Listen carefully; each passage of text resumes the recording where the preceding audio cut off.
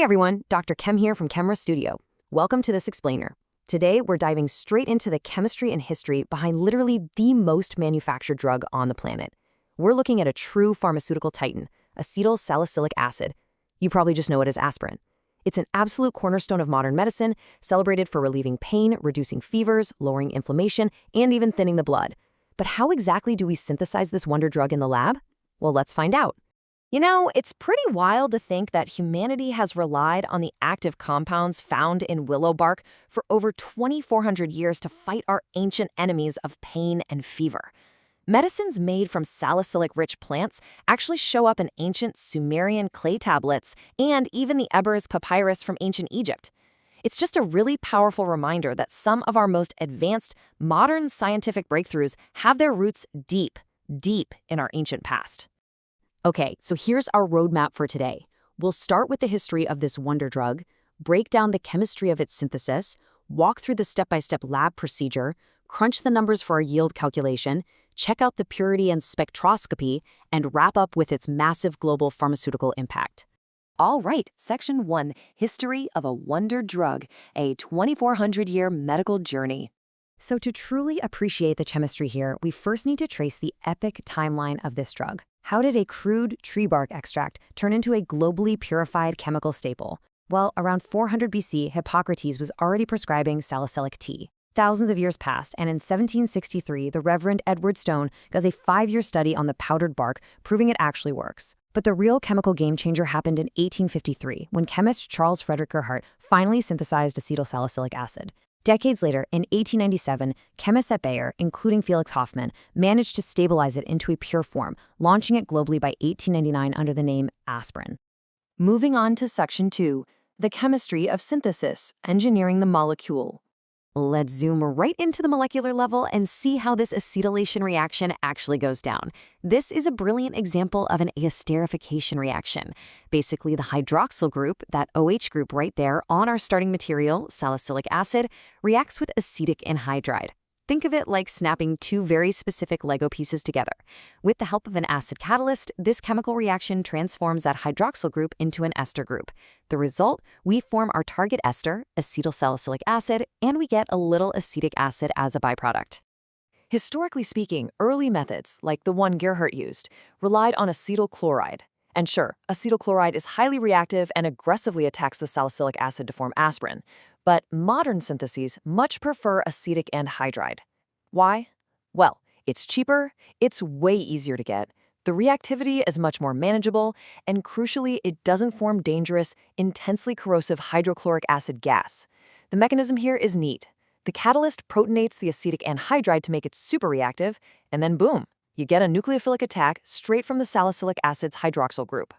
Now, to drive this reaction efficiently, we absolutely have to have a catalyst. Both phosphoric and sulfuric acids are commonly used, but they have very distinct pros and cons.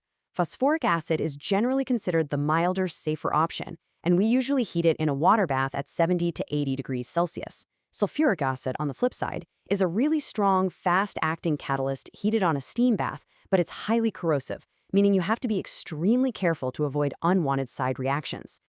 Okay, Section 3, step-by-step, lab procedure, synthesizing aspirin. Let's actually step into the lab. First things first, safety is non-negotiable. We're talking goggles, gloves, lab coat, the whole 9 yards, and everything happens inside a fume hood because these chemicals are harsh. We start by carefully weighing about 2 grams of salicylic acid into a dry conical flask. Next, we add 3 to 5 milliliters of acetic anhydride, which honestly smells intensely like vinegar on steroids, along with a few drops of our concentrated acid catalyst. We pop the flask into a 70 to 80 degrees Celsius water bath for 10 to 15 minutes to speed things up. Once it cools a bit, we quench it with cold distilled water. This step is absolutely crucial because it destroys any unreacted acetic anhydride. After that, we plunge the flask into an ice bath to force those beautiful white aspirin crystals to grow. And finally, we collect them using vacuum filtration on a Buechner funnel. But wait, we're not done. In chemistry, reactions are pretty much never perfect on the first try. That initial batch, we call that crude. So we have to purify it through recrystallization. It's a gorgeous physical process where we dissolve the crude aspirin in just a tiny amount of hot solvent, usually a mix of ethanol and water. As we slowly cool it back down to room temp, And then into an ice bath, the pure aspirin gracefully crystallizes out, while all the unreacted junk and impurities stay trapped in the liquid. We filter and dry it one last time, and then we're good to go. Next up, Section 4, Yield Calculation, Measuring Success. All right, so your purified crystals are totally dry, you've weighed them on the analytical balance, but how well did your reaction actually perform? This is where we look at theoretical versus actual yield. The theoretical yield is the absolute maximum amount of aspirin you could possibly create, based on your limiting reagent, which here is the salicylic acid. Let's do the math. If you start with 1.3 grams of salicylic acid, the numbers say your theoretical yield is 1.69 grams of aspirin. If you recover 1.6 grams of actual dried product, you just divide 1.6 by 1.69, multiply by 100, and boom, you've achieved an incredibly successful practical yield of 94.6%. Which brings us to Section 5, Purity and Spectroscopy, Validating the Product. So we got a 94.6% yield, but is it actually pure, safe aspirin? I mean, a high yield is completely meaningless if it's packed with unreacted chemicals. Let's validate it. First up is a quick color test using iron 3 chloride, which acts like a chemical alarm bell. Salicylic acid has a phenyl group, an OH directly on a benzene ring, and when iron 3 hits a phenyl, it turns a crazy deep violet color. But pure aspirin has converted that phenyl into an ester, so it won't react. Add a drop of ferric chloride. If it turns dark purple, bad news. You have unreacted starting material. If it stays colorless or just faintly yellow from the iron itself, you've got a highly pure ester. Another really strict physical parameter recheck is the melting point. Pure chemical compounds have very, very specific melting points.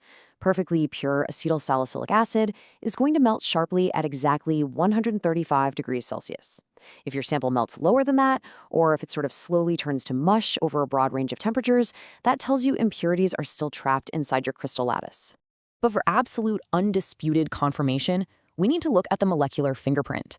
Think of it like scanning a chemical barcode using advanced tools like FTIR and NMR spectroscopy. With an infrared spectrometer or FTIR, we're looking for two key changes. The broad phenol OH stretch from the salicylic acid needs to disappear, and a brand new peak around 1750 wave numbers needs to show up, confirming our new ester bond. Over on the NMR spectrum, we're hunting for a definitive singlet peak right around 2.36 parts per million. Seeing that peak is the ultimate proof that the acetyl group successfully bonded to our molecule. Finally, Section 6, Global Pharmaceutical Impact, the Ubiquitous Medicine.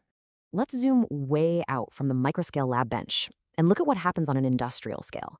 Because of the exact scalable chemistry we just walked through, a drug that literally started as a 19th century experiment is now a total cornerstone of global public health. Aspirin is right there on the World Health Organization's model list of essential medicines. It is the single most manufactured drug on Earth, churned out in massive automated industrial reactors. Biologically, it works by inhibiting cyclooxygenase, or COX, enzymes. This stops the production of prostaglandins. Those are the chemical messengers that signal pain, inflammation, and fever. Today, it's not just for a headache. It's a vital, everyday tool used to prevent cardiovascular disease, saving millions of people from heart attacks worldwide. And honestly, this perfectly illustrates the true beauty of organic chemistry. I hope this explainer showed you the incredible power of chemical synthesis, going from precise mechanisms and yields all the way up to global quality control. It really leaves you wondering, if we could engineer this incredible wonder drug out of a simple, ancient willow bark extract, what other medical miracles are quietly waiting to be discovered inside the chemistry lab? Thanks so much for learning with me today, and stay curious.